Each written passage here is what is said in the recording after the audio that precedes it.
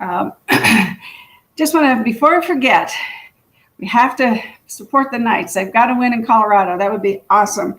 So hopefully they're going to win tonight. So I just wanted to put that up there because I really want them to win. And let's talk about the stats today. It's June the 8th, 8 days in. And we have 19 days of inventory. You know, that makes me feel good. We did 156 under contract yesterday. And we listed 121. As long as it's more than 100, I think we'll be okay. We're selling 130 a day. So somewhere in between there, I know we have some other things going on. Things fall out of escrow, things come back on the market and all that. But this is a pretty good bird's eye view of what happens in the market. And, you know, I'm trying to make this pretty generic so that you can print it out in the group and carry it with you. So when people ask you, you know, what's going on in the market, or they see that you're wearing your badge, right? Because you shouldn't be a secret agent. You should wear your badge. And then when you wear your badge and they say, how's real estate? This market's really booming. You can say, yeah, look at these stats. And buyers are buying because of the low interest rates, and sellers are selling because they have equity. And we find them a home sometimes even before they put their home on the market, so that they're not worried about where they're going to move to. So you need to get that type of a pitch or dialogue, however you want to call it, you know, to where it rolls off your tongue so that you get more business. Because what I told you yesterday, I mean, there's millions of pent up sellers, you know, in the next year, 6 months, and then a year. People that really do want to sell. And so have your stats ready to give them. Tell them, you know, we're selling 130 homes a day, but we're listing just about as many. And, you know, you can say, I get these stats every day. And if I can help you, just offer your service.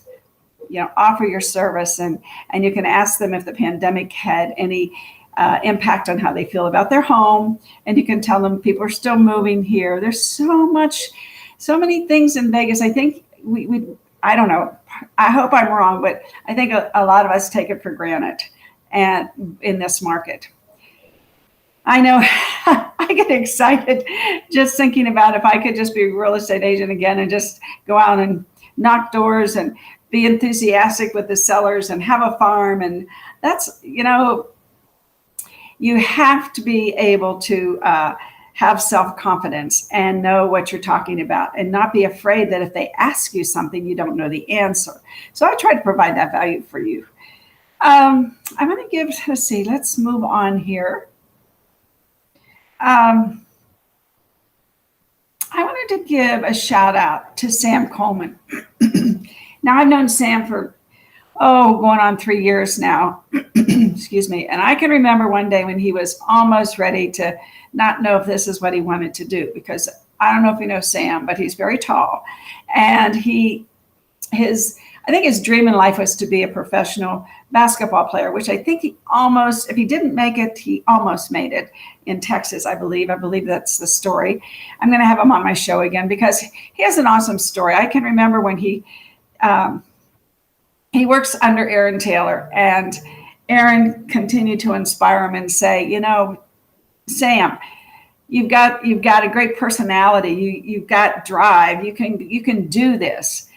And that year, it was about September, and I guess it was 2019. Yeah. And Sam thought, okay, I got to get my act together. And he made himself a pledge, if you will. He set a goal. He said, I'm going to sit an open house every day for 90 days. And he started doing that October 1st. And he did. And I think he might have missed Thanksgiving and Christmas, but regardless, he was relentless. And he set open houses for 90 days in a row.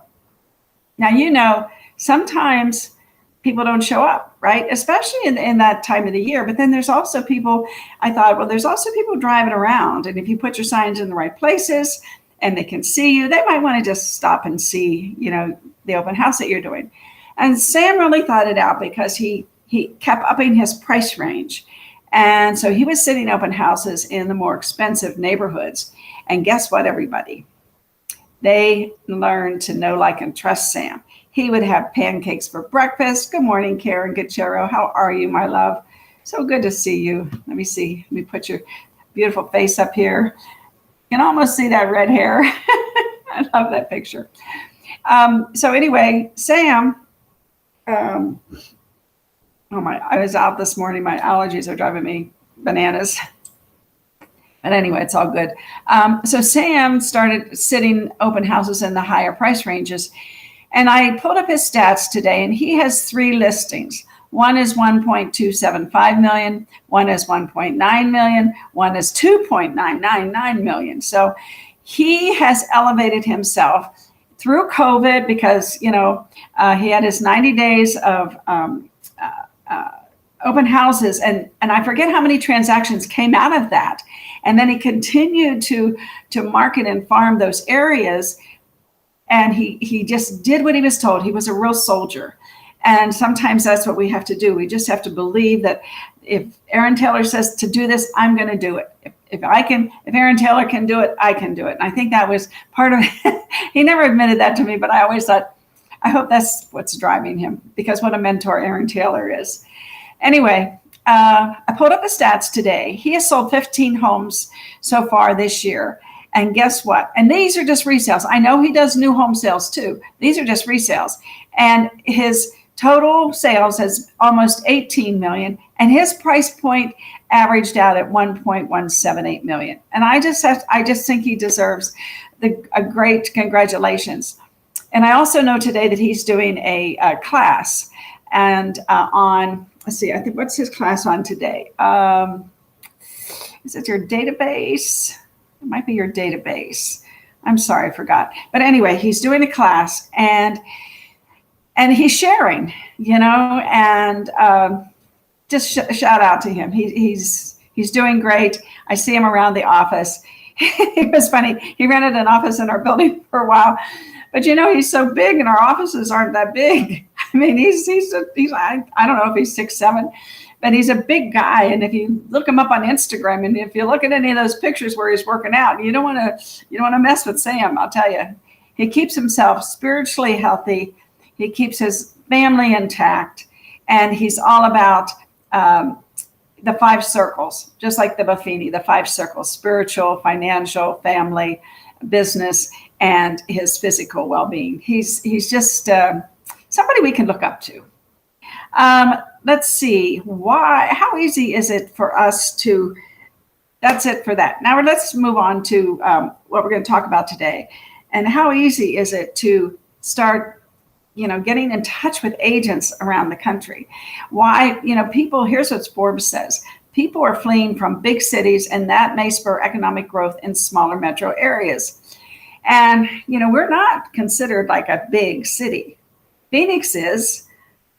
Of course, all the major cities in California: San Diego, Los Angeles, San Francisco, Sacramento, and then you have New York City, Chicago. Those are the big cities. We're not that big yet, and we still have a really good. I shouldn't say still. I think we'll always have a really good atmosphere, and our city is always going to be clean. We're always building new homes. Our city isn't old.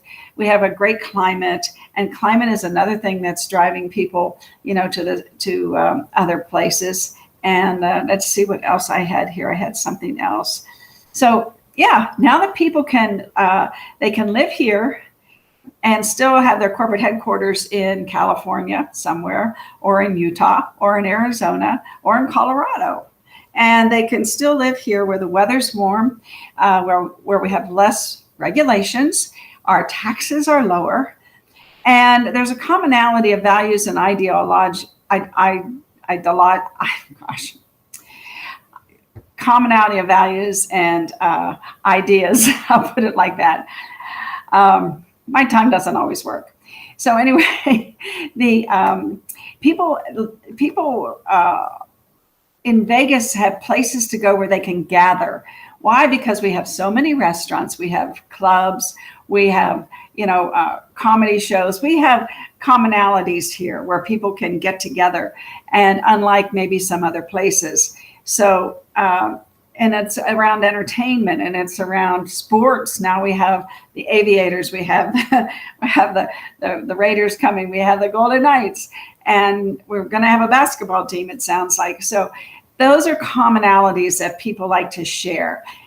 Do you remember when the Golden Knights first came and everybody's like, oh, who's going to support them? And my gosh, they are so supported. The other night, I don't think there was an empty seat in the house. So that's a wonderful thing. And I think the Raiders are going to be the same way, because people from Vegas, you have to remember, we move from other parts of the country. You know, I mean, I'm from Atlanta, Georgia. I was a fan of all the football, I remember when Calgary, we had the Atlanta Flames and the Braves, the Atlanta Braves. And, you know, so I was all about, you know, liking my team. And so when people came here, at first we didn't have that. And then when we got that, oh my gosh, did it ever bring us together? So we had some pent up desire there to be birds of a feather with our sports fans and friends. And so, you know, the first thing is people are moving 1 to 2 hours from their workplace. And that means that they might be selling, you know, or I know agents that have many, many friends in the big metropolitan areas where they live that are going to move. And I think that if you can educate these agents in these other parts of the country how economical it is to live here. And last week I shared with you on NerdWallet. And so what I would do, and I said this last week, I'm going to say it again, is I would go on NerdWallet and I would look at San Diego, let's say, or let's say Los Angeles, because I think more people are moving here from Los Angeles than San Diego. So I would look at the difference in the cost of living. And so I would reach out to other agents. I'm going to tell you how to do that with that information, and say, you know, if you have people or friends or family who are thinking of moving to Las Vegas and they're on the fence, they don't know if they should. We have lots of jobs here. We have our cost of living is cheaper. Our weather is beautiful. We don't have a beach, but we're close to it, you know, and sell the agent on Las Vegas. And so they can sell their clients on Las Vegas who want to move here and pay them a nice referral. And, you know, for the most part, most companies now are 100%, except I know some of the bigger companies take a franchise fee, but you know what?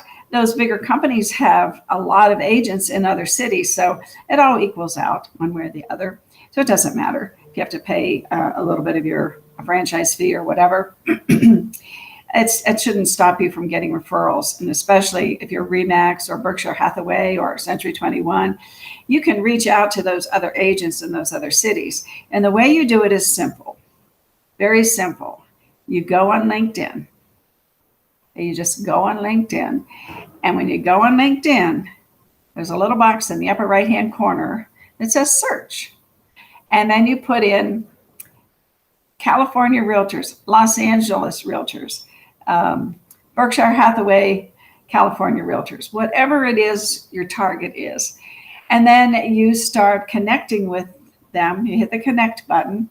The list will come up and you'll hit connect. And then when you hit connect, it's going to say you want to connect with a message. And of course you want to send them a message. And the message you want to send them is maybe the information from NerdWallet and maybe a link to your website or a link to the relocation guide if you have the Agent Formula website, or if you have your own relocation guide, which many people do. Title companies provide them as well. So, and hopefully it's in a PDF or a form where you can email it to them or get it to them somehow. But tell them, you know, what a beautiful place this is to live, how many people are moving here and why, and start getting referrals. especially because people are moving. They're moving 1 to 2 hours from their workplace. And a lot, that's on a plane. Let's say from California to Las Vegas is a 2-hour trip, or 4 hours, 5 hours in the car. However you get here, it's not far. And this will help build your future business, because as I see it, with the Raiders coming and other things that are going on here, we're going to continue to grow as a city. And so we might as well start connecting with other realtors across the country. And this is a great time to do it. People are thinking about moving. It's all over the news. It's in Forbes magazine. It's NARS has articles about it. Zillow has articles about it. And there's a shift. People are moving. And there's a lot of pent-up sellers. And like I said yesterday, 14 million pent-up sellers. Well, those sellers might want to move to another state. So, I always say, don't look in the rearview mirror next year and say, why didn't I do that? When you see the results of what I'm saying next year, what I'm saying today really came to be. And really, don't miss this opportunity. Don't miss the opportunity to connect with other agents. And it's so easy through LinkedIn. Most realtors are on LinkedIn. And then if you're with a company, I know like Realty One is big here, and it's big in California. And you can connect with those Realty One agents in California. And you have something in common. Or maybe you're looking, when you go through the list, maybe you're a CRS and you're looking for other CRS agents. Now that's a commonality, right? Or they, you read a little bit about them on their LinkedIn profile, and you see that they like dogs, or you see that, they like horses, or whatever it is that bonds you or gives you some connection. It's just an added benefit to say, oh, I have 2 dogs. I see you have 2 dogs. And we love our dogs. And the beautiful thing about Vegas, we don't have fleas. And anyway, you can always find something good to say. And Jimmy and I had a great class yesterday. Okay, that's enough about that. Let's put that down for now. We had a great class yesterday, and the class was about agency. And one of the things that I just want to say to all the agents out there right now, we are just blazing through these deals. If you're busy, you're really busy. But don't forget the basics. And don't forget that part of being a good agent, an ethical agent, is adhering to the code of ethics and being congenial and helpful to the other agents that we're working with. We can't be too busy to be nice. Really, we can't be too busy to be nice.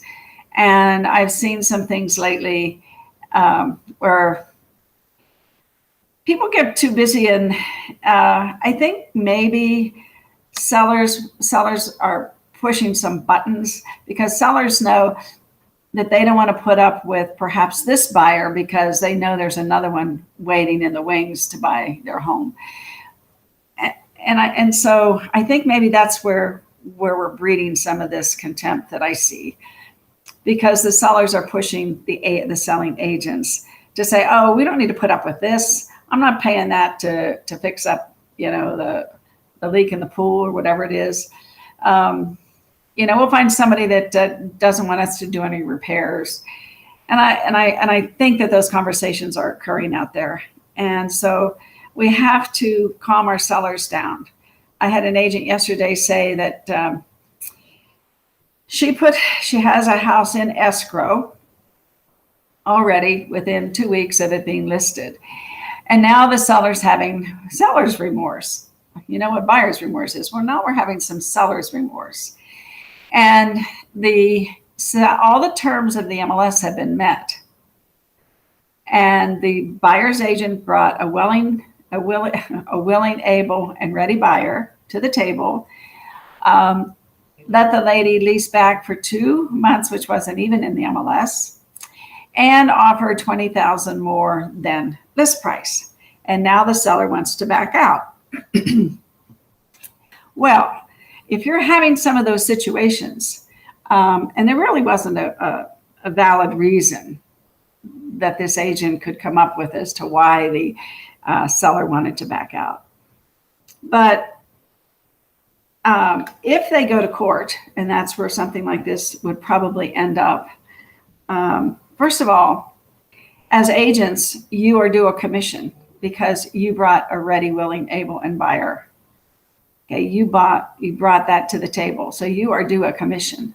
And that's one of the things that this seller has to consider. Oh, I can back out, but I still have to pay that 5%, 6%, 7%, depending on how much you charge, because it is a negotiable item. And then if you go to court, the judge is going to look at the circumstance. There is no circumstance in this case. There's no hardship, I should say.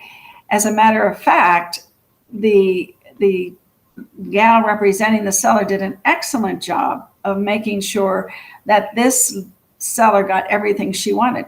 She got more money than she wanted, so that was a plus. She's letting the lady lease back for 2 months while she moves. I think she's moving to Utah or something.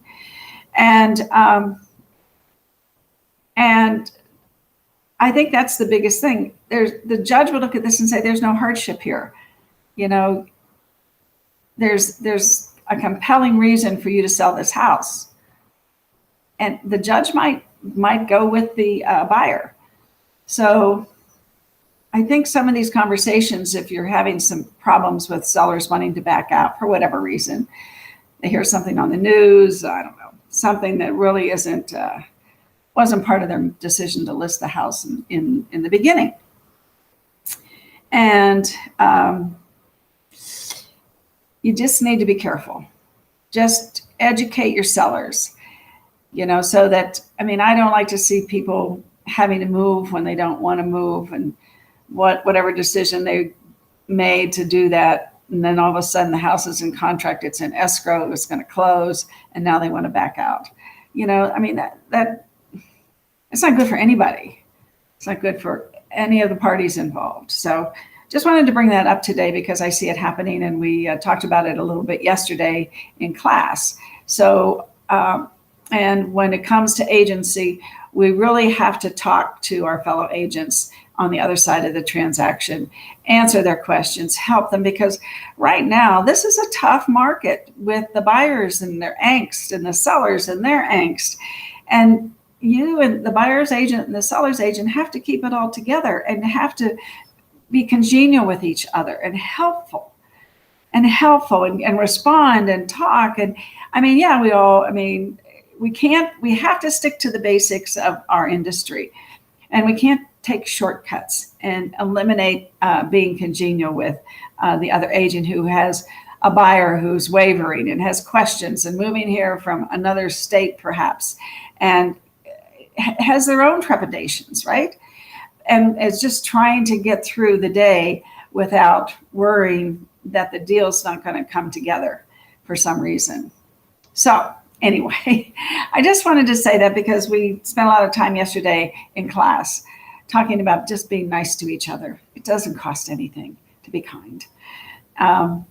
We have a class, moving on. That was our class yesterday, agency. And we talked a little bit about negotiating too. So that's a good class, a good preview of negotiations. We have another negotiation class that we do teach, but I don't think it's this month. I think it's next month. But on Thursday, do you speak investor? You know, there's a lot of investors coming into the market. Yes, they're still coming in. They still see a value. They still see the rents rising and the fixed 30-year fixed payment. And in the United States, we are one of the only countries that has a 30-year fixed payment. Other countries reevaluate the loan after 5 years or 10 years, the rate, and we don't do that. So, that's a plus, and investors know that. So know your numbers, learn how to speak investor, because you're probably going to run across some right now. And you want to be able to articulate the different elements of the investment and how you can arrive at the ROI, the return on the investment, after you take out all the expenses. And Jimmy has a APOD, which is an annual pro forma statement. And we list all the things that you should be telling the investor. So it's a very good class to take. It's great to be able to get back together again as well. And the class is just so solid. And you get a nice workbook, you get the APOD, a blank one, so that you can fill it out and so that you can learn to speak investor.